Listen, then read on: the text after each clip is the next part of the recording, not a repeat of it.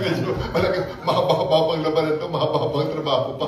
As of yesterday, and then, nung isang araw, 2 weeks ago, nakuha natin yung isa, pangalawa, nakuha natin yung pangalawa, 2 days ago. Kaya 2 over 51, may 49 pa natitira. So I just really, well, I would like to say na this is a case, a valid case, pending before our courts. Abogado naman si Harry Roque, di harapin niya. Kasi ito yung kaso na hindi mo na pwedeng dalhin sa kalsada o para rally. You really have to come and submit yourself to the jurisdiction of the courts and make your case and give your arguments regarding your case. So I think it is but prudent for the other accused to just surrender themselves. May 2-3 kaso kasi ito eh. Ang iba naman is available naman eh. So just surrender yourself to the court, come to the jurisdiction, post bail so that you can prepare for your defense. Ngayon, sa mga talagang yung sa human trafficking na warrant, di pasensya kayo, talagang no bail recommended yan dahil napakabigat ng kaso na yan. Hindi yan ordinaryo na parang isa o dalawa lang ang naging biktima dyan at hindi lang kung ano-anong mga kaso-kaso yan. It is a very serious problem. It is a very serious case that they have committed and it was already established by the prosecution service that the probable cause is sufficient, so that information will be filed on them in the proper court. And the court was convinced of the information, that's why they issued a warrant of arrest. Sir, singit ko lang po, kumusta po yung plano na makipag-coordinate tayo sa Interpol on Harry Roque po? Standard naman yun. This is a whole government approach. The DFA is cancelling his passport and the other accused so that they will not be able to travel freely at sila ay maibalik dito sa bansa. So, Interpol is just one of the many mechanisms that we can use and we can harness, we can tap para sa pagbabalik dito, sa repatriation dyan sa Pilipinas. Maybe here now from...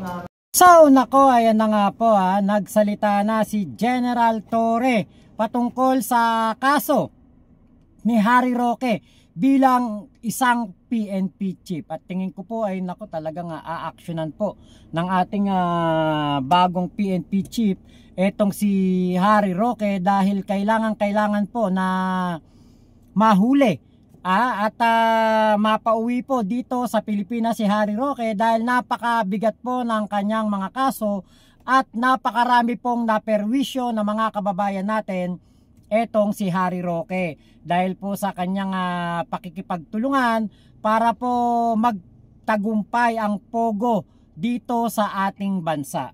Kaya po good luck na lang talaga kay Harry Roque kasi sa halip po na kumbaga magpakumbaba si Harry Roque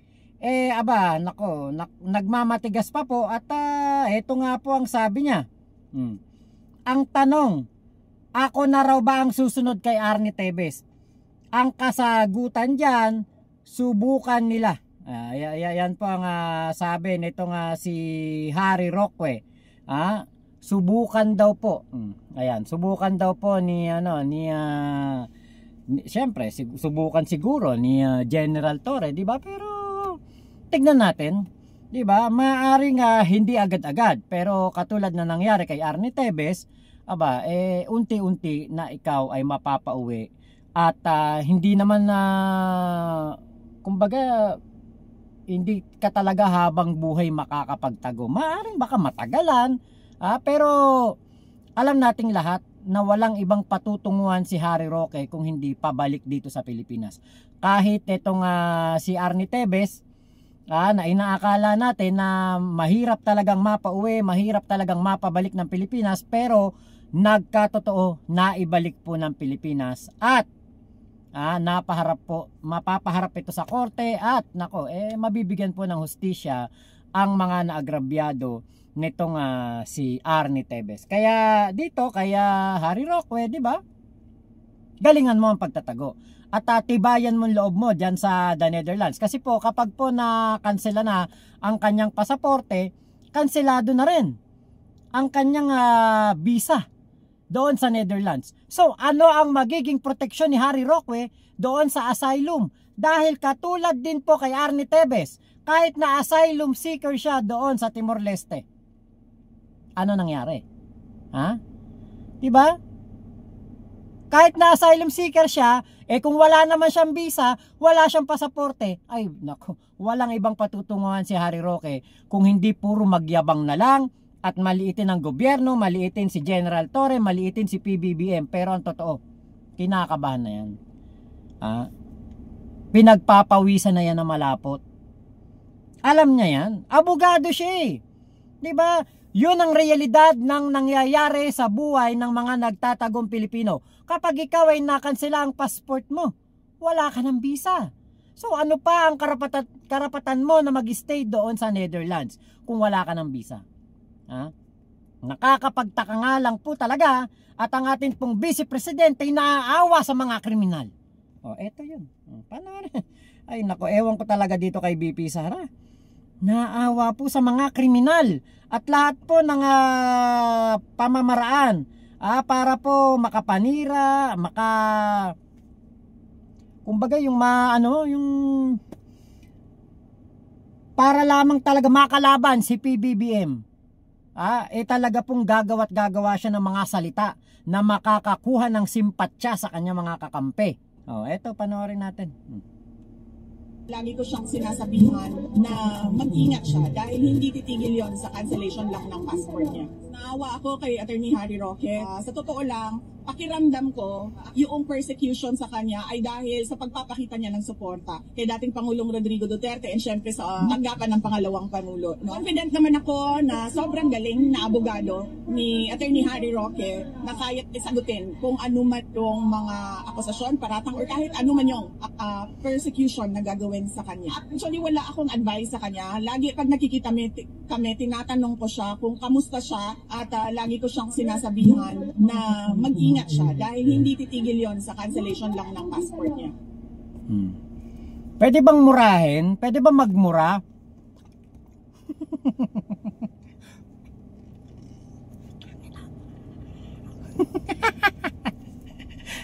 Pambuisit no? Saan ka nakakita nun? Vice Presidente ka. Kriminal yung hinahanap, kinakawaan mo. Dahil sinasabi mo, supporter ng opisina mo, supporter ng mga Duterte, supporter ng tatay mo, supporter ninyong lahat. May ginawang krimen eh.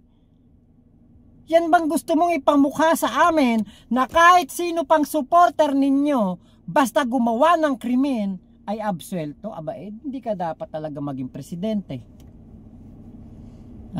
Yan na yung nakita natin kay Digong eh. Kapag pala naging presidente itong si Sara Duterte, ganun lang din ang gagawin. Kapag kanilang supporter, pag nagkamali, kapag gabinete ni Digong, kapag nagkamali, ililipat lang po ng ahensya. Katulad ni Paildon. Nagkandaleche-leche sa Bucor. Inilipat po ng Bureau of Customs. Lipat lang. Di doon naman gagawa ng katarantaduhan. Hanggang sa naging nagkaroon na ng connection sa Pogo. Diba? Yan bang gusto mong ituro sa amin na BP Sara? Na basta kaalyado nyo, dapat kaawaan. Kahit na gumawa ng krimen, dapat iabsuelto? Kaya ginigipit ay dahil sa kaalyado ninyo, dahil sa pagiging maka-Duterte? Hindi po. Dahil no namang nagumpisa na lumabas ang mga katarantaduhan ni Harry Roque, wala naman pang kahit ano man lang kayong pagkakagulo ni PBBM. Tanda ko yan, hindi pa naman sila halos magkagalit nun eh. Ang inaaway pa lang naman ni Harry Roque sa ni BP Sara ay si House Speaker Martin Romualdez. Pero nung hindi po kinakampihan ni PBBM si Sara at si Harry Roque, doon na po nagsimula na magsalita ng magsalita etong si Harry Roque, kasunod na si Sara Duterte sa pagbati ko sa ating Pangulo at paggawa ng mga kwento, paggawa ng mga kung ano-anong mga kaso at kung ano-anong mga mali daw ni PBBM na dapat ay pinupuna ng taong bayan. Pero ang totoo, sila pala ang mga gumagawa ng karumal-dumal na krimen, katulad ni Sara Duterte na talaga ng mga napakaraming pera po, bilyon-bilyon po na pera. Ang talagang hindi po maipaliwanag kung saan po ito napunta. Nakapagtataka nga lamang na sinasabi nila na si PBBM daw po ay dapat ding silipin ang kanyang mga confi funds, intelligence funds.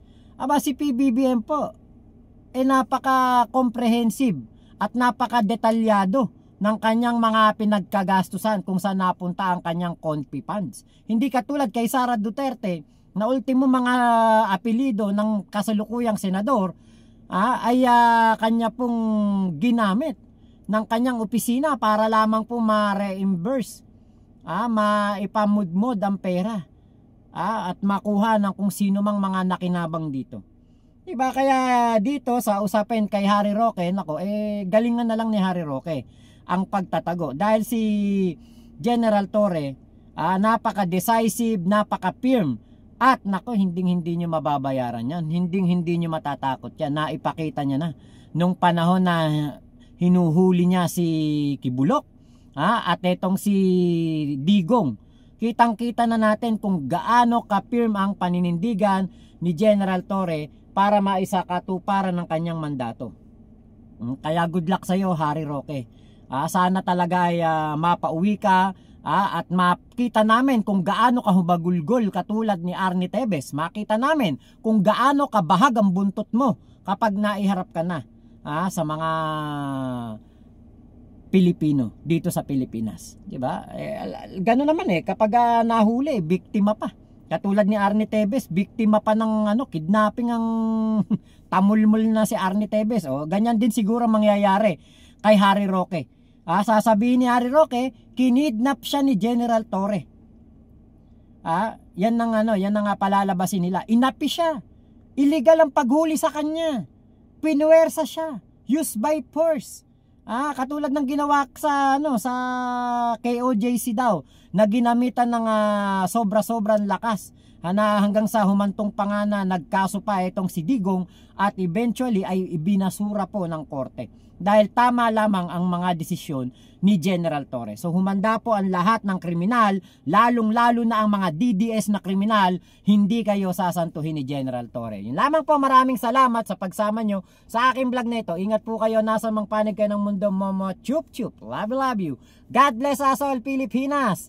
God first.